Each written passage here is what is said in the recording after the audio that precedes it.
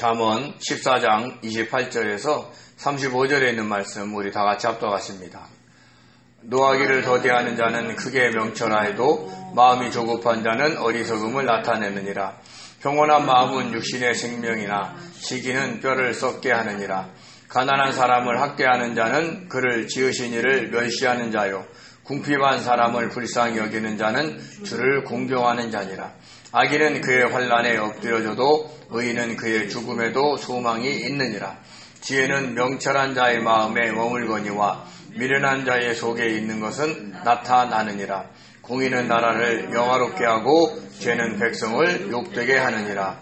슬기롭게 행하는 신하는 왕에게 은총을 입고 욕을 끼치는 신하는 그의 진노를 당하느니라. 아멘. 아멘. PPT 준비가 28절에 안 됐습니다. 백성이 많은 것은 왕의 영광이요 백성이 적은 것은 주권자의 패망이니라 라는 말씀이 있는데 제가 거기를 빼먹고 준비를 한 것 같습니다. 여러모로 실수가 많습니다. 이해해 주시기 바랍니다. 살펴볼 말씀은 28절입니다. 백성이 많은 것은 왕의 영광이요 백성이 적은 것은 주권자의 패망이니라 라고 이야기를 했습니다. 자신을 따르는 백성이 많은 사람은 그게 영광인 겁니다.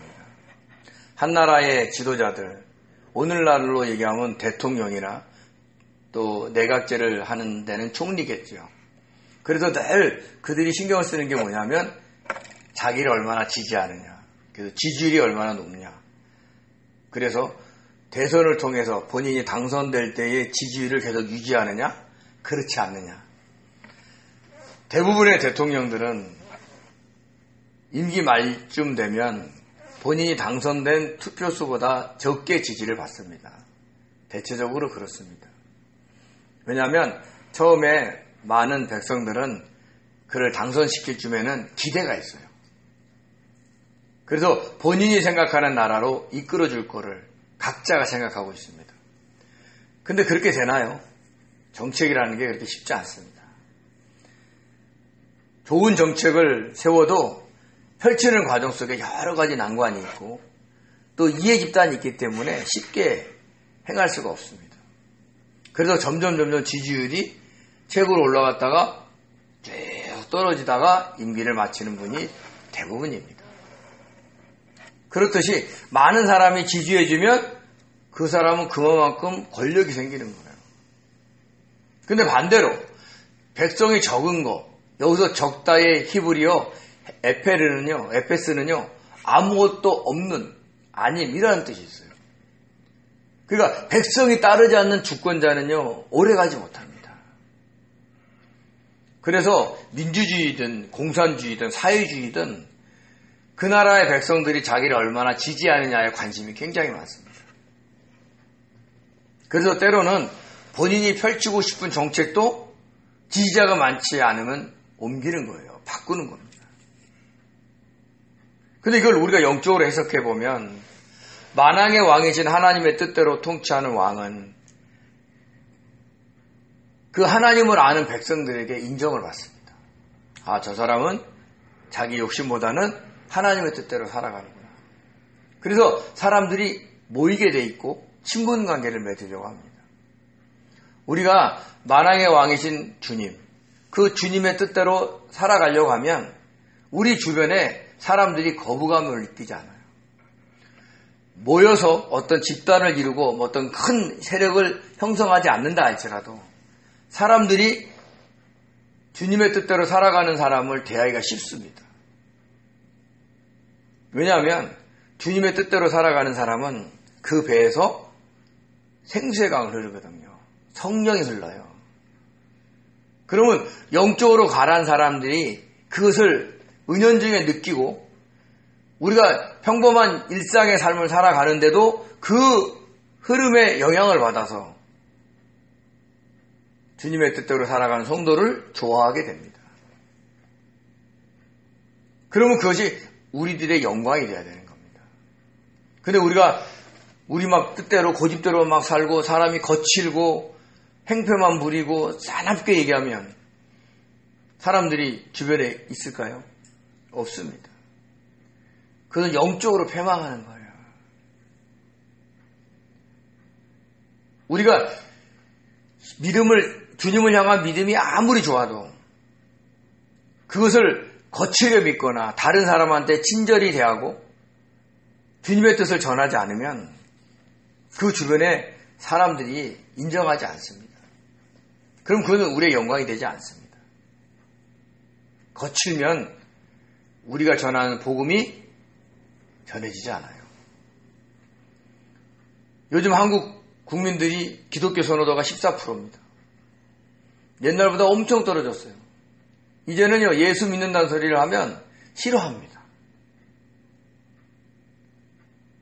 요즘 매스컴에 나와서 목사님들이 욕을 하는 바람에 더 어떻게 할 수가 없어요. 좀 욕 좀 안 하셨으면 좋겠어요. 본인의 어떤 정치적인 성향을 얘기하는 것은 누가 얘기하지 않습니다. 근데 우리의 어떤 말투, 그거 욕 한마디, 그걸로 인해서 그분들은 거기서 본인이 뭘 얘기하는지는 다 알지만 믿지 않는 사람들이 기독교에 대한 인식이 안 좋아지면 어떡합니까? 전도의 문이 막히고 있는 것 같아서 너무 안타깝습니다. 저와 여러분이 그걸 아셔야 돼요.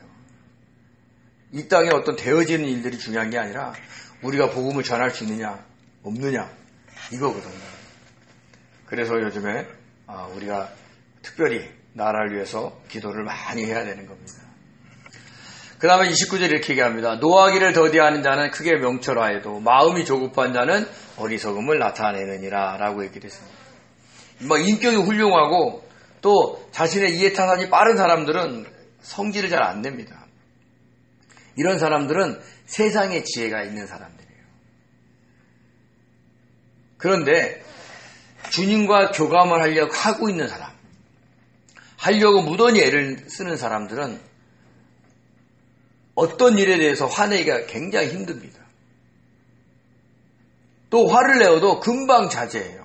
왜요? 그 화내는 원인이 그렇게 그 당시에는 화를 낼 만한 가치가 있는데 주님과 만남이 있고 주님과 대화가 있고 그래서 주님의 뜻을 물어보는 사이에 그게 아무것도 아니라는 게 느껴지면 화를 낼 이유가 점점 사라지기 때문에 그렇습니다. 주님, 제가 지금 너무 화가 나고 짜증이 납니다. 왜 그럴까요? 내 자존심 때문입니까? 내 이익 때문입니까? 내 뜻대로 뭐가 되지 않아서 이렇습니까?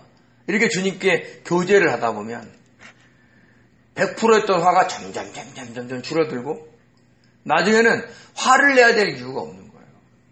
화를 무조건 참으라는 게 아닙니다. 화를 참으면 어떻게 돼요? 화병이 납니다.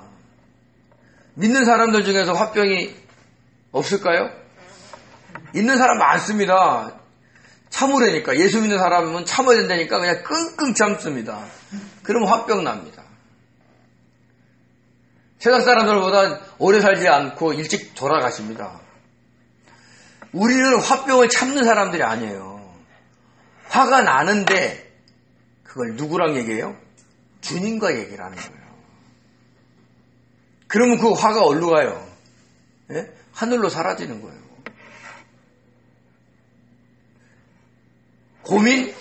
고민하지 마라. 예수 믿는 사람은 항상 편안해야 된다. 다 거짓말입니다. 고민되는데 왜 편안합니까? 그거는 속이는 거예요. 가식하는 거예요. 근심 걱정이 많은데 평안하다 이러다가 그냥 사탄이 옆에도 바늘로 쿡 찌르면 확 터져가지고 야, 내가 목사인지 잡사인지 모를 정도로 사람이 변해버리고 그래진다니까.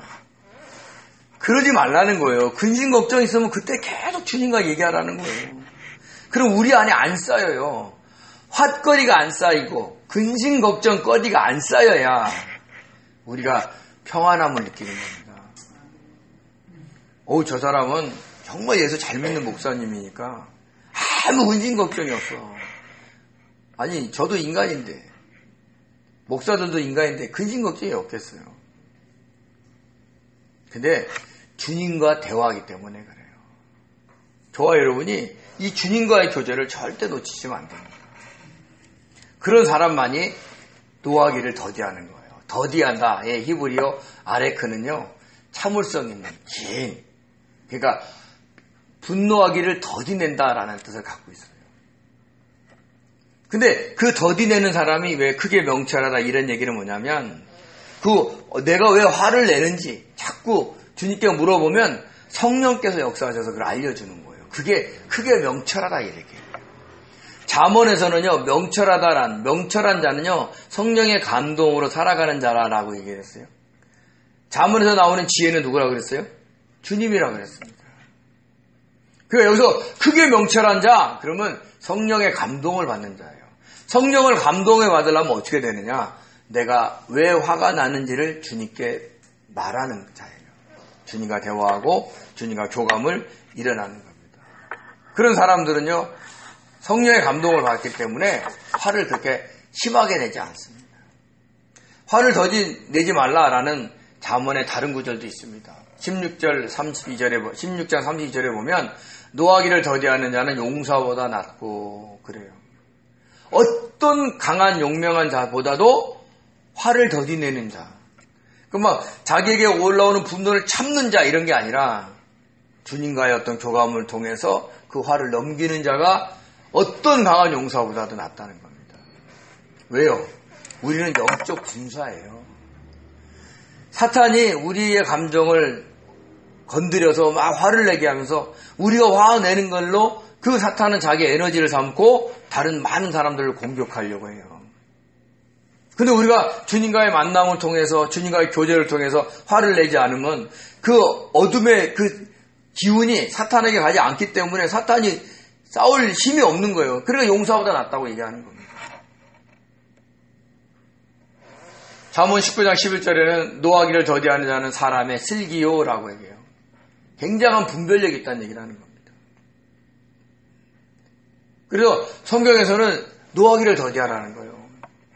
근데 뭐라고 그랬어요? 무조건 참는 거다? 아니에요. 그 화의 원인을 자꾸 주님과 얘기하는 거예요. 그러므로 해서 우리가 노하기를 더디하는 사람이 돼야 될 줄 믿습니다. 근데 반면에 어떻게 하냐면 마음이 조급한 자는 어리석음을 나타낸다 얘기했어요. 근데 여기서의 마음은 히브리어 네페시가 아니에요. 우리 혼이 아니에요. 영이라고 그래서 루아. 그러니까 영이 조급하다는 것은 영이 서두르다는 얘기를 하는 거예요. 성급하다. 이 얘기는 주님과의 어떤 관계를 온전히 맺지 못한 영적 상태를 얘기해 주는 거예요. 그래서 자기에게 불이익이 오면 막 화를 막 내는 거죠. 그래서 영이 조급하다는 거예요. 영이 주님과의 교제로 인해서 좀 여유스러워야 되는데 영이 막 조급하니까 짧으니까 주님과의 만남이 적으니까 이렇게 화를 내는 겁니다. 그러면 어떻게 돼요? 자기의 어리석음만 나타나는 거예요. 결국 자기의 목적만 드러낸다는 거죠. 근데 그 목적이 하나님께서 원하시는 거냐? 그렇지 않다는 거죠. 대부분 우리가 원하는 것들을 드러내는 거죠. 그래서 때로는 창피함을 당하기도 하고 지옥을 당하기도 하는 겁니다. 그래서 저와 여러분은 영이 조급한 자, 즉 주님과의 어떤 영적 교제가 짧은 그런 사람이 아니라 항상 주님과의 어떤 교제를 오래 가지려고 하는 그런 지혜로운 성도 되시기 바랍니다. 잠언은 역시 또 노하기를 속히하는 자에 대한 그 패망된 얘기들 해줘요. 잠언 14장 17절에 보면 이렇게 얘기합니다. 노하기를 속히하는 자는 어리석은 일을 행한다. 하나님의 뜻대로 행하지 않는다는 거죠. 19장 19절에 이렇게 얘기합니다. 노하기를 맹렬히 하는 자는 벌을 받을 것이다. 화를 못 참으면 어떻게 돼요? 사람이 실수를 해요.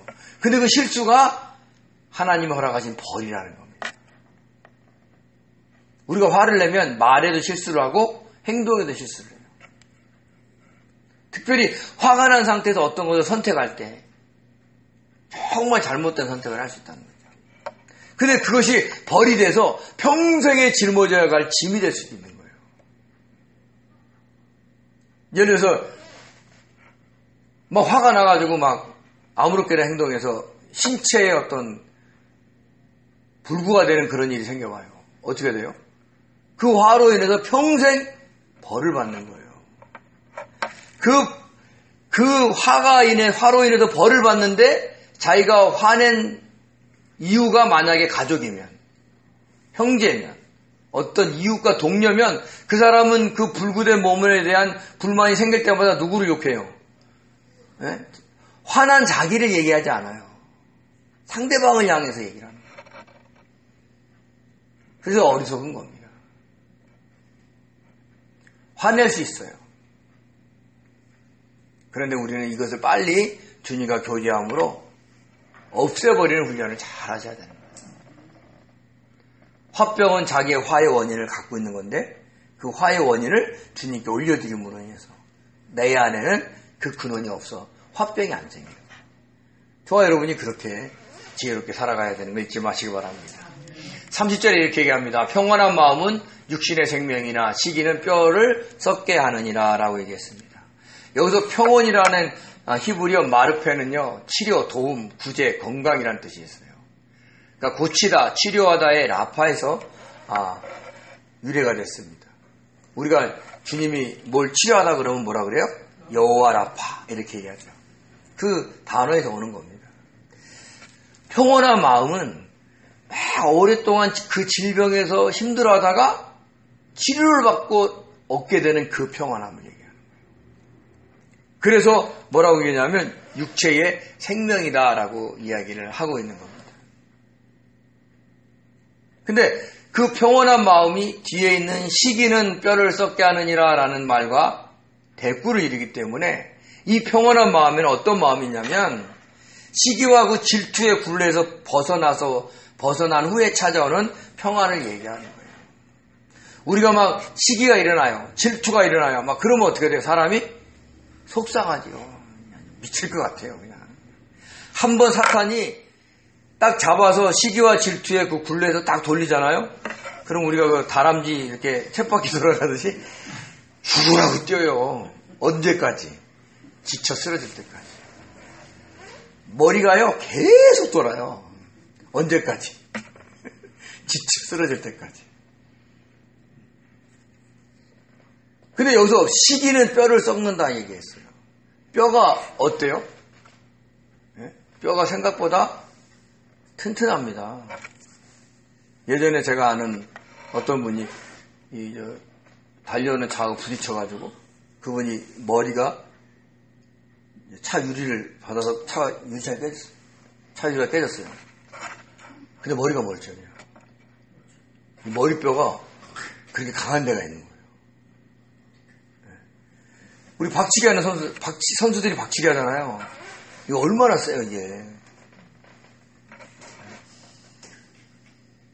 근데 이게 썩어요. 뭐하면?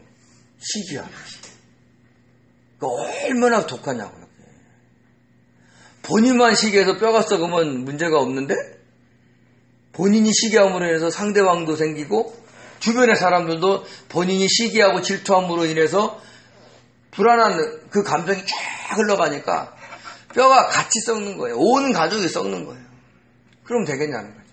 그래서 사실 시기하는 원인을 우리가 따져보면 그게 그렇게 맞지도 않고 그리고 그게 큰 문제도 아니에요. 그러니까 우리가 시기할 때도 어떻게 돼요?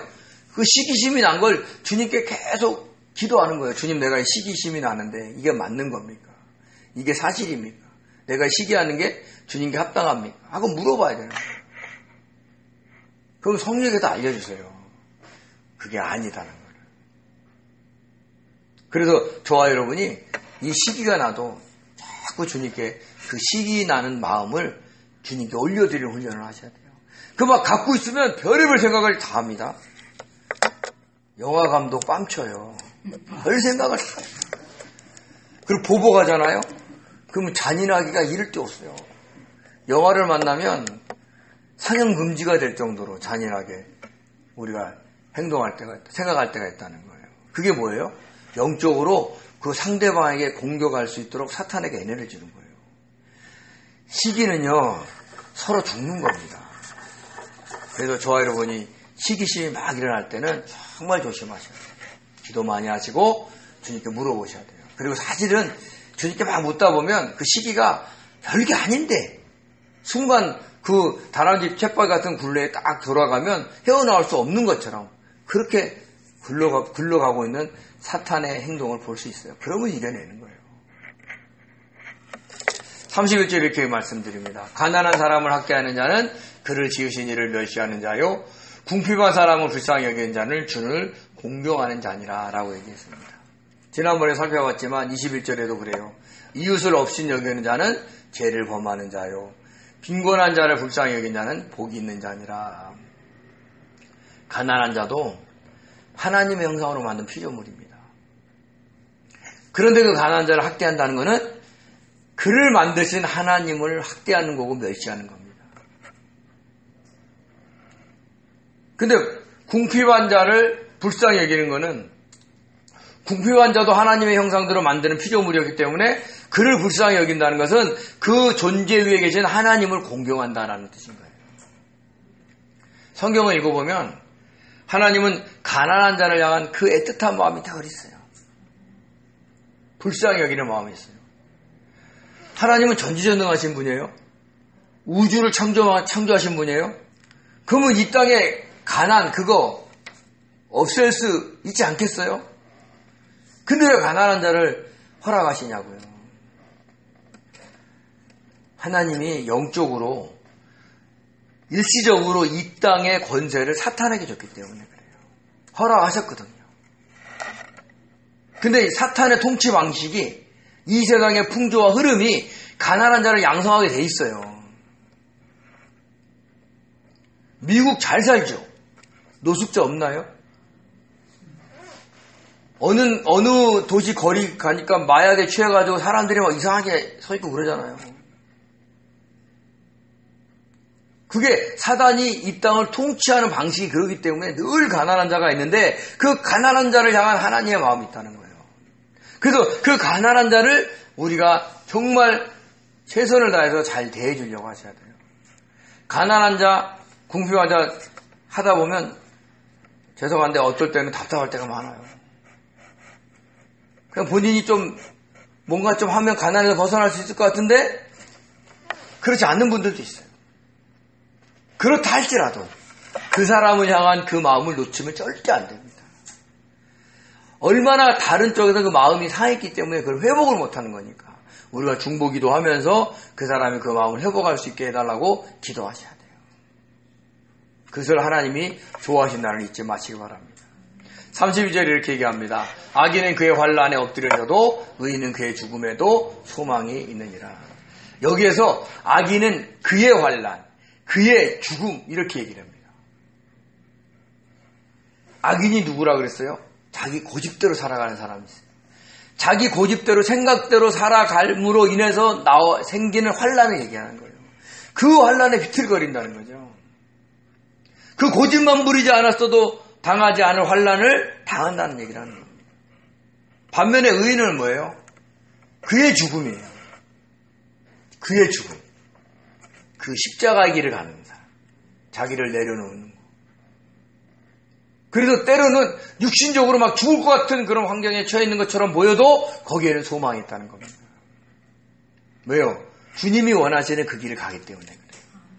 저와 여러분이 주님이 원하시는 그 길을 간다고 막 부귀 영화를 막 부어주는 거 아니에요.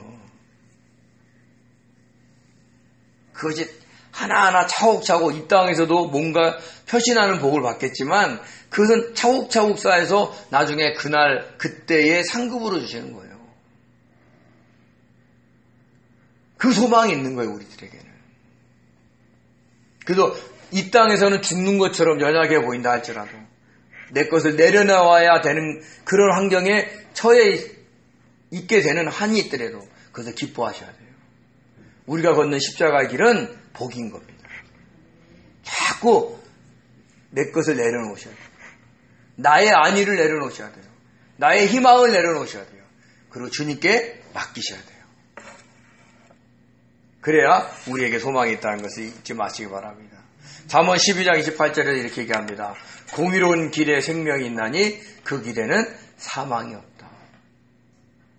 우리에게는 영원한 소망이기 때문에 죽음조차도 우리를 어찌할 수 없기에 우리는 늘 소망이 있어서 사망이 없는 겁니다. 그것을 잊지 마시기 바랍니다. 33절 이렇게 얘기합니다. 지혜는 명철한 자의 마음에 머물거니와 미련한 자의 속에 있는 것은 나타내느니라. 이 말의 뜻을 정확히 알려면 세번역을 통해서 살펴보면 쉽게 이해됩니다. 지혜는 명철한 사람의 마음에 머물지만 미련한 사람의 마음에는 알려지지 않는다. 지혜가 뭐라고 그랬어요? 주님이시라고 그랬어요. 주님의 뜻. 명철한 사람은 어떤 사람이에요? 성령의 인도하심을 받는 사람이에요. 그러니까 주님은 성령의 인도하심을 받는 사람들 마음에 머물러 있는 거예요. 반대로 미련한 사람은 자기 고집대로 자기 뜻대로 살아가는 사람에게는 주님의 뜻이 알려지지 않아요. 그래서 우리는 주님의 뜻을 쫓아 살아가는 사람이지 나의 뜻을 이루기 위해서 살아가는 사람이 아니라는 걸 아셔야 된다는 거예요. 그래서 나의 생각대로 안 될 때 감사하십시오. 내가 생각대로 되는 환경이 진행되지 않을 때도 감사하십시오. 그래야 주님의 뜻이 무엇인지를 알고 우리가 이 땅을 승리하며 살아갈 수 있습니다. 그것을 꼭 잊지 마시기 바랍니다. 34절 이렇게 얘기합니다. 공의는 나라를 영화롭게 하고 죄는 백성을 욕되게 한다라고 얘기를 했습니다. 영화롭게 한다. 높이 들려준다는 거예요. 공의는. 즉 이 땅에 하나님의 의로우심의 기준에 살면 그 나라는 높임을 받게 돼 있고, 근데 사람들이 자기의 뜻대로 살아가서 죄를 지으면 결국에는 그것이 욕을 당하게 된다는 얘기를 하는 겁니다.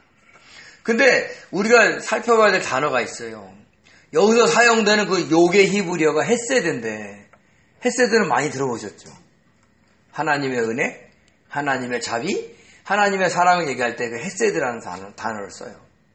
근데 레위기 20장 17절과 오늘 본문 말씀에서만 책망, 비난, 수치, 치욕이라는 단어를 씁니다. 레위기 20장 17절에 보면 이렇게 얘기합니다. 누구든지 그 자매, 곧 그의 아버지의 딸이나 그 어머니의 딸을 데려다가 그 여자의 하체를 보고 여자는 그 남자의 하체를 보면 부끄러운 일이라 라고 얘기했다 쓰는 거예요. 근데 거기다가 우리가 은혜라고 생각하는 헤세드를 쓴 거예요. 이 단어는 우리에게 정말 영적인 교훈을 주는 겁니다. 하나님의 은혜가 거치면 치욕을 당한다는 거예요.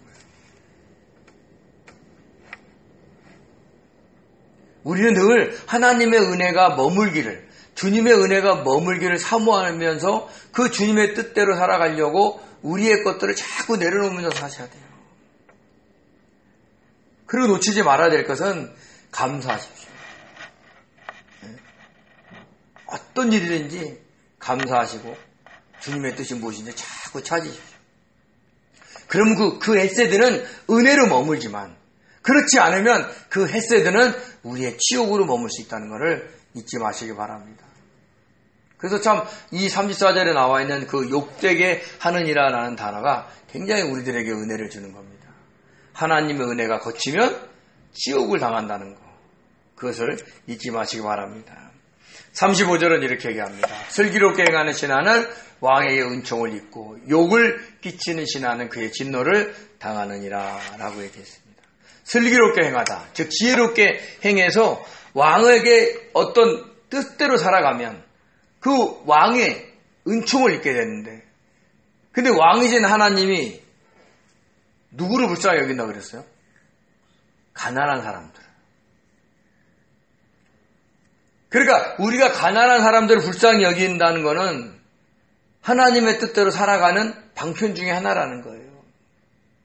그래서 자기보다 연약한 자를 학대하거나 억압하거나 그를 짓밟지 않는 것, 그를 존중해주고 그를 사랑해주고 그를 보살펴주고 긍휼히 여겨주고 불쌍히 여겨주는 것,